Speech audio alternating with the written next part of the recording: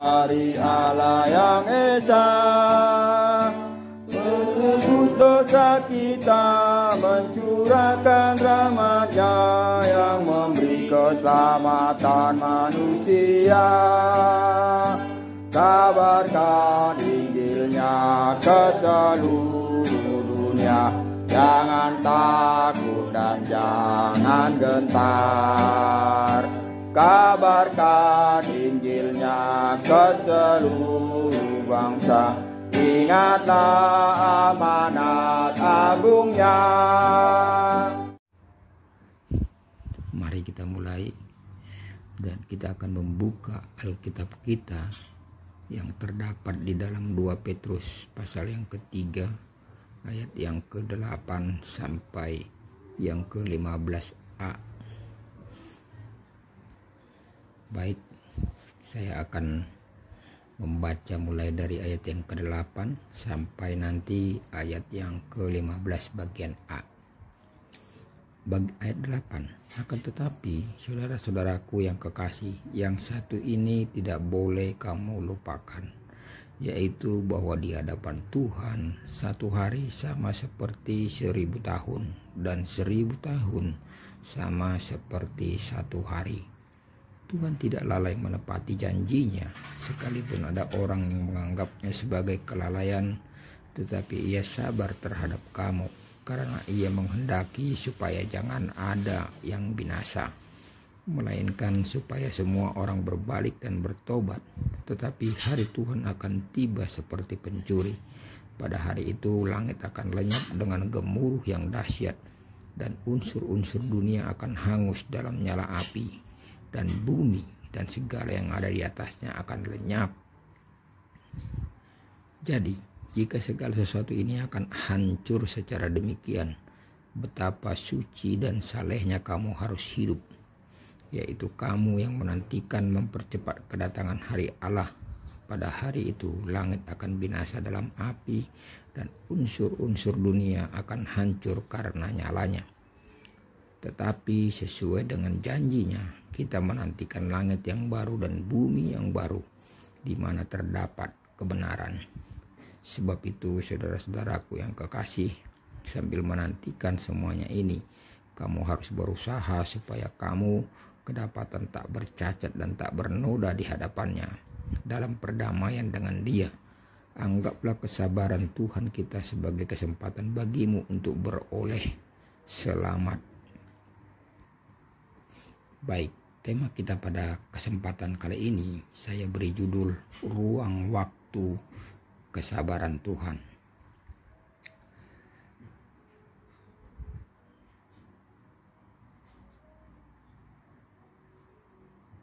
Guru-guru palsu yang hendak menyesatkan umat Tuhan dengan ajaran-ajaran sesatnya ternyata tidak dapat merusak iman umat kepada Yesus Kristus, dan akhirnya mereka mencemooh firman Tuhan tentang kedatangannya kembali. Dalam ayat yang keempat, mereka berkata, di manakah janji tentang kedatangannya itu?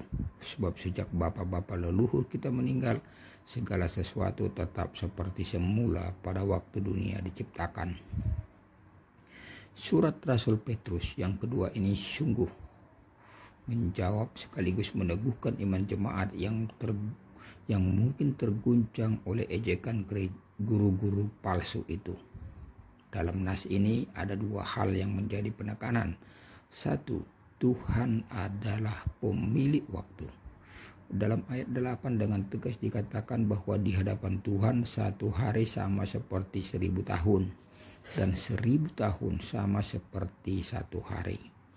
Artinya tidak ada dari kita yang dapat mengatakan tentang janji Tuhan akan kedatangannya kembali terlalu cepat atau terlalu lama, maupun dapat menentukan dan memprediksi kedatangannya, sebab kita hidup dalam ruang waktu yang Tuhan berikan.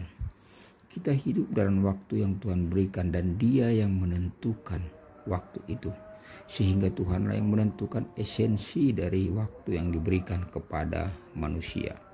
Yang kedua, esensi waktu Tuhan adalah kesabaran. Dalam ayat 9 dikatakan, tetapi ia sabar terhadap kamu karena ia menghendaki supaya jangan ada yang binasa, melainkan supaya semua orang berbalik dan bertobat.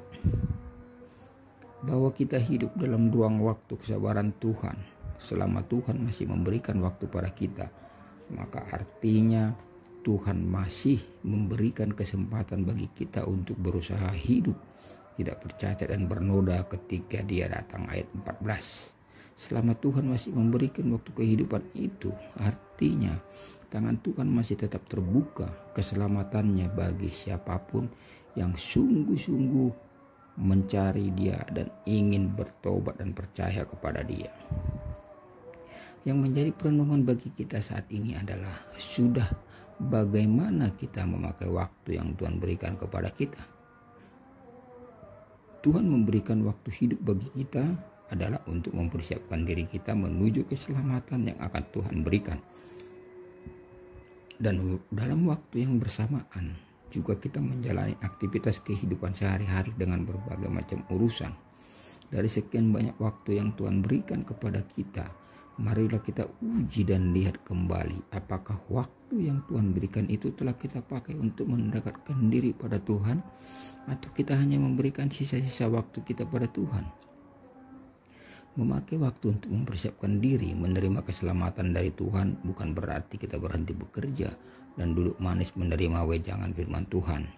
Namun kita harus memiliki prinsip terhadap waktu yang diberikan Tuhan. Sebanyak apapun waktu yang kita gunakan untuk segala urusan hidup kita, maka waktu untuk Tuhan akan jauh lebih banyak lagi dari urusan hidup kita. Sebab waktu adalah pemberian Tuhan. Oleh karena itu, jangan sampai kita menyia-nyiakan waktu yang masih Tuhan berikan kepada kita, karena kita tidak tahu kapan waktunya Tuhan Yesus akan datang yang kedua kalinya. Oleh karena itu, pergunakanlah waktu yang ada. Jangan sampai waktu-waktu yang kita miliki kita tidak pernah mencari Tuhan, kita tidak pernah dekat kepada Tuhan, dan kita tidak pernah sungguh-sungguh meyakini bahwa Tuhan telah mati bagi kita dan sekarang kita hidup bagi Tuhan.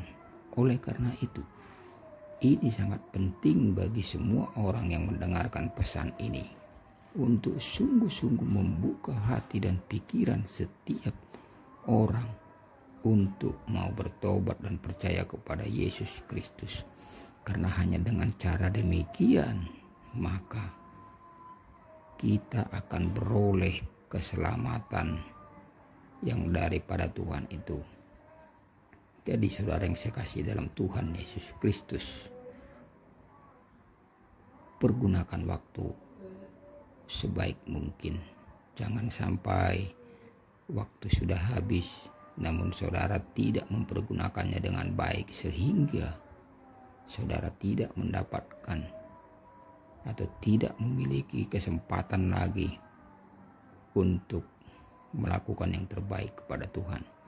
Kiranya kasih karunia dari Tuhan Yesus Kristus menyertai saudara sekalian dimanapun berada, dan salam Maranatha.